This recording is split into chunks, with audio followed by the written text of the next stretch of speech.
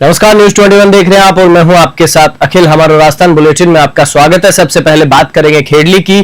खेड़ली क्षेत्र के समीपवर्ती अखेगढ़ गांव में मकान के पुराने विवाद को लेकर एक ही परिवार के दूसरे पक्ष ने घर में घुसकर हमला कर दिया। इस हमले में 2 लड़कियों सहित कुल 2 जने गंभीर रूप से घायल हो गए। घायलों को इलाज के लिए पहले खेड़ली के उपजिला अस्पताल लाया गया, जहां से गंभीर हालत में उन्हें हायर सेंटर रेफर किया गया। डॉक्टर देवेंद्र प्रजापत ने बताया कि प्राथमिक उपचार के बाद 2 गंभीर घायलों को रेफर किया गया है। खेड़ली से अखिलेश शर्मा की रिपोर्ट।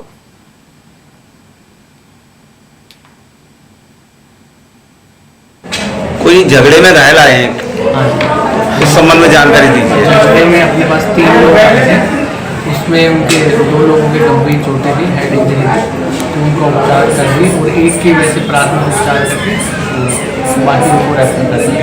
तो ये सभी प्रति जो अखेगढ़ है वहाँ के रहते हैं। आपका शुभ नाम? डॉक्टर देवेंद्र।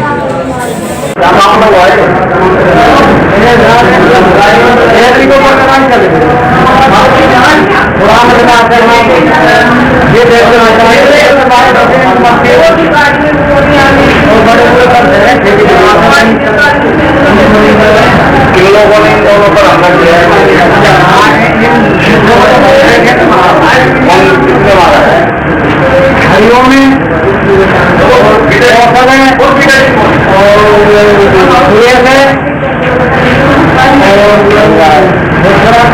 आगे रहने वाले हो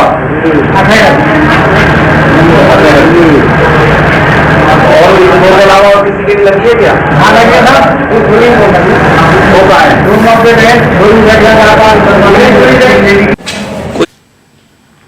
रायसिंह नगर में आज ब्लॉक स्तरीय जन सुनवाई उपखंड अधिकारी सुभाष चंद्र चौधरी की अध्यक्षता में पंचायत समिति हॉल में हुई, जिसमें पेयजल समस्या को लेकर शहरी व ग्रामीण क्षेत्र के नागरिकों में आक्रोश नजर आया। शहरी क्षेत्र में वार्ड नंबर 25 में गंदे पानी की सप्लाई को लेकर भूमि विकास बैंक के अध्यक्ष कालू थोरी के नेतृत्व में वार्ड वासियों द्वारा उपखंड अधिकारी को ज्ञापन सौंपकर पेयजल समस्या का निस्तारण की मांग की गई। साथ ही वार्ड वासियों का कहना है कि लगातार वार्ड में गंदे पानी की सप्लाई हो रही है। उपखंड अधिकारी द्वारा जलदाय विभाग के सहायक अभियंता इंद्राज डागला को 10 दिवस में समस्या का समाधान करने के आदेश दिए। रायसिंह नगर से राजू शर्मा की रिपोर्ट। करेड़ा थाना क्षेत्र के नारेली ग्राम पंचायत के नीमबिया गांव में बीती रात एक दिल दहला देने वाली घटना सामने आई है। पवन सिंह रावत ने थाना पहुंचकर रिपोर्ट दी कि 11 जून की रात करीब 12 बजे कुछ अज्ञात लोग धारदार हथियार और सरिये लेकर उसके घर में घुसे।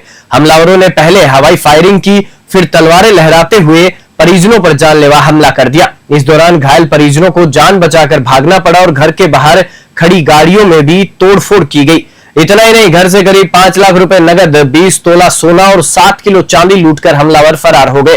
थानाधिकारी पूर्णमल मीणा ने बताया कि मामले की सूचना मिलते ही एएसआई रेवंत सिंह में जाब्ता मौके पर पहुंचे और साथ ही साथ फिलहाल कुछ संदिग्धों को डिटेन किया गया है और पुलिस अनुसंधान में जुटी हुई है। करेड़ा से परमवीर सिंह कटार की रिपोर्ट। श्रीमाधोपुर थाना क्षेत्र के मुंडरू कस्बे के पास आज सुबह एक बड़ा सड़क हादसा हो गया। स्विफ्ट और स्कॉर्पियो गाड़ियों की आमने सामने भिड़ंत में दोनों गाड़ियों में सवार करीब 6 लोग घायल हो गए। हादसे के वक्त स्कॉर्पियो में तिजारा निवासी यादव परिवार सवार था, जो खाटू श्याम जी दर्शन कर वापस गांव लौट रहा था, जबकि स्विफ्ट कार में शाहपुरा प्रागपुरा से 3 युवक खाटू दर्शन के लिए निकले थे। घायलों में लोकेश यादव, नेहा यादव, मुकेश सैनी और नूतन सैनी गंभीर रूप से घायल हो गए। 3 घायलों को गंभीर हालत होने पर जयपुर रेफर किया गया है। दुर्घटना के कारणों की जांच की जा रही है। श्रीमाधोपुर से रविकांत अग्रवाल की रिपोर्ट।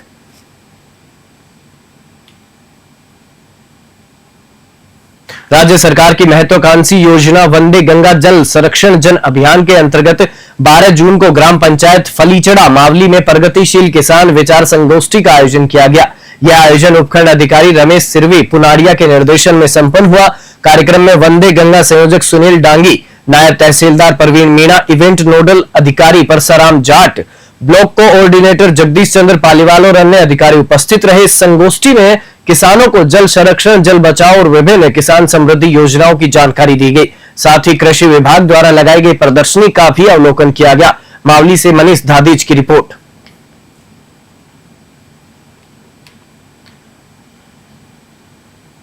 उदयपुर जिले के खेरवाड़ा से खबर है, जहां पहाड़ा थाना क्षेत्र में चोरी और नकबजनी की बढ़ती वारदातों को लेकर पुलिस को बड़ी सफलता मिली है। पुलिस ने गुजरात और राजस्थान में 10 से अधिक वारदातों में शामिल अंतर्राज्यीय गैंग का पर्दाफाश किया है।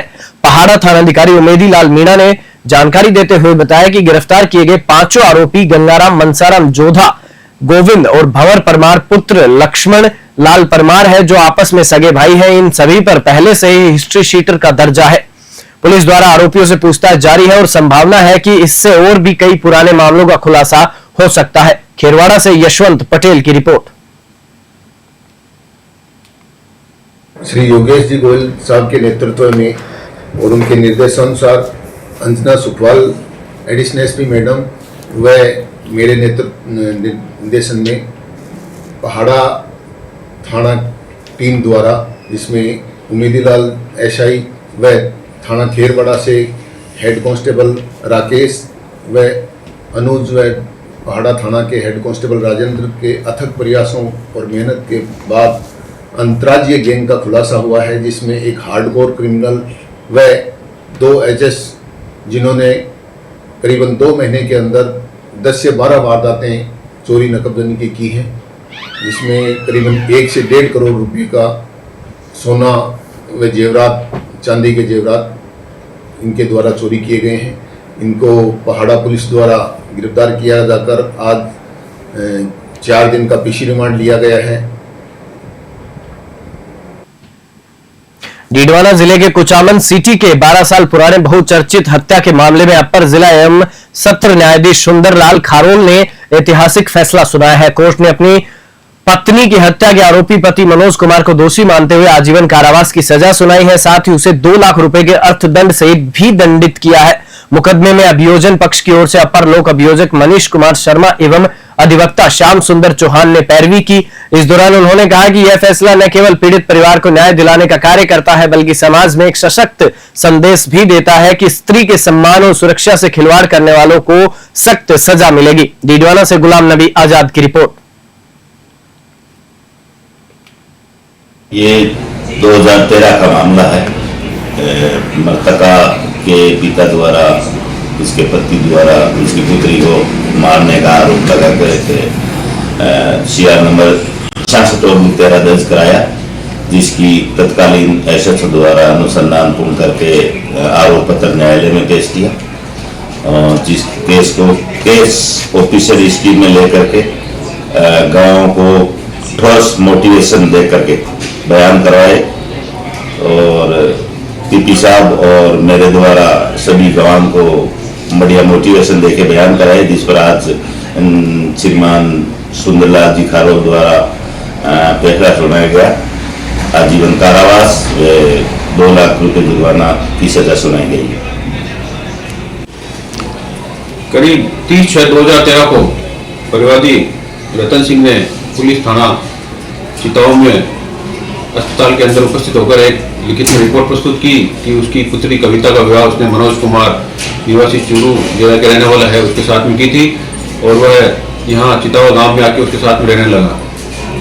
उसने बताया कि जब से उसका विवाह उसके तब से उसके सास ससुर हो गए, उसको दहेज के लिए तंग परेशान करते थे और दिनांक 30/6/2013 को उसके पति ने उसकी मृत्यु कारित कर दी। उसकी सूचना उनको मिली। वह चितावा कुकनवाली हॉस्पिटल में जब आए तो वहाँ उन्होंने देखा कि उनकी पुत्री थी, उसके गले पे 2 गहरे घाव के निशान थे और उसके जोधपुर के बासनी सेकंड फेज स्थित A46 number factory Bohra industries में उस समय हड़कंप मच गया जब वहां मौजूद ऑयल भट्टी में अचानक आग लग गई।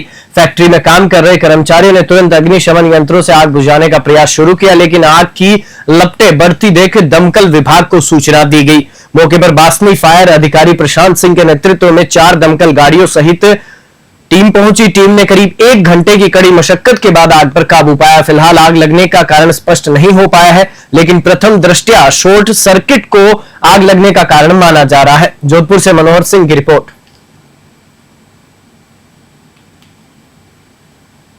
जोधपुर में छात्र हितों को लेकर आज युवा कांग्रेस सड़कों पर उतर आई। युवा कांग्रेस कार्यकर्ताओं ने निजी मेडिकल कॉलेज पर राजस्थान मेडिकल काउंसिल की गाइडलाइंस के उल्लंघन और छात्रों से अवैध वसूली का गंभीर आरोप लगाया।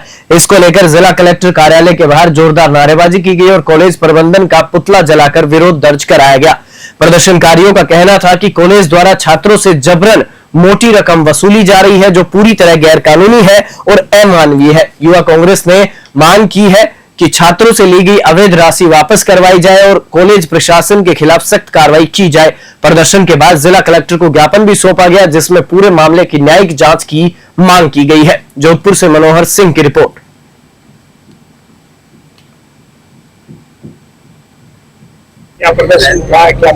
जिस प्रकार से सेंट्रल और केंद्र और राज्य सरकार की स्पेशल गाइडलाइन है और राजस्थान मेडिकल काउंसिल की गाइडलाइन है कि जो बच्चे फॉरेन से ये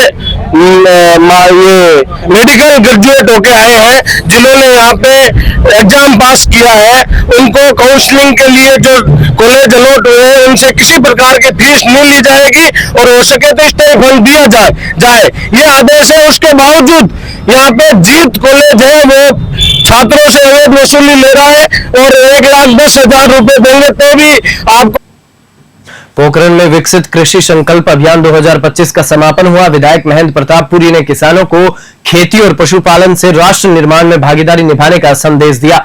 यह अभियान 29 मई से 12 जून तक देश भर में चलाया गया, जिसका उद्देश्य किसानों की आय बढ़ाना, जलवायु अनुकूल खेती को बढ़ावा देना और वैज्ञानिक तकनीकों को खेत तक पहुंचाना था। इस अभियान को प्रधानमंत्री नरेंद्र मोदी ने वीडियो कॉन्फ्रेंसिंग के माध्यम से 29 मई को संबोधित किया था।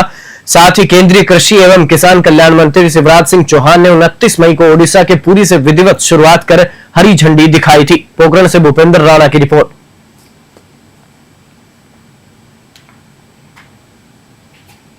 कृषि विभाग द्वारा अंतर्राष्ट्रीय सहकारिता वर्ष 2025 के उपलक्ष्य में आत्मा योजना के अंतर्गत खरीफ पूर्व किसान गोष्ठी का आयोजन किया गया। यह कार्यक्रम विजयनगर कृषि उपज मंडी में स्थित किसान सेवा केंद्र में आयोजित किया गया। गोष्ठी में वंदे गंगा जल संरक्षण अभियान तथा विकसित कृषि संकल्प अभियान पर विशेष रूप से चर्चा की गई। कार्यक्रम का उद्देश्य किसानों को खरीफ फसलों की वैज्ञानिक विधियों, जल संरक्षण, जैविक खेती और सतत कृषि तकनीकों के प्रति जागरूक करना था। इस अवसर पर बड़ी संख्या में किसान उपस्थित रहे और उन्होंने विभागीय अधिकारियों से संवाद कर अपने सवालों के जवाब पाए। देखिए विजयनगर से गौरव व्यास की खास रिपोर्ट। नमस्ते, मैं आरती यादव, उप निदेशक उद्यान व्यावरण। आज का जो कार्यक्रम है जल संरक्षण वाला, उसके अंदर उद्यान विभाग की तरफ से जो स्कीम्स चलाई जाती है किसानों के लिए, जल बचत की बहुत सारी स्कीम्स है। एक तो फार्म पॉइंट, बड़ा फार्म पॉइंट जैसे कृषि विभाग बनाता है, ऐसे उद्यान विभाग की तरफ से बड़ा फार्म पॉइंट बनाया जाता है, तो 100 मीटर में लंबा, 100 मीटर चौड़ा और 3 मीटर गहरा होता है। इसमें 18 लाख रुपए एक किसान को सब्सिडी दी जाती है। जम्वा रामगढ़ में मानवता और ईमानदारी की मिसाल देखने को मिली है। यहाँ के विधायक महेंद्र पाल मीणा के निजी सुरक्षा अधिकारी बनाराम गुर्जर ने अपनी सच्चाई से सभी का दिल जीत लिया। आज सुबह जब बनाराम गुर्जर अपने घर की ओर जा रहे थे, उसी दौरान उन्हें जीडी मोड़ से दोराता की ढाणी की ओर जाते समय रास्ते में 92,500 रुपए की नकदी मिली। जब बनाराम को, आपको बता दें, बनाराम को यह राशि मिली तो उन्होंने बिना देर किए थाना इंचार्ज जम्वा रामगढ़ रामपाल मीणा के समक्ष उक्त राशि प्रभाती लाल को सुपुर्द कर दी। अपनी मेहनत की कमाई दोबारा पाकर प्रभाती लाल भावुक उठे और पीएसओ बनाराम गुर्जर का धन्यवाद करते हुए उन्हें सच्चे सेवक बताया। जम्वा रामगढ़ से रामफूल मीणा की रिपोर्ट।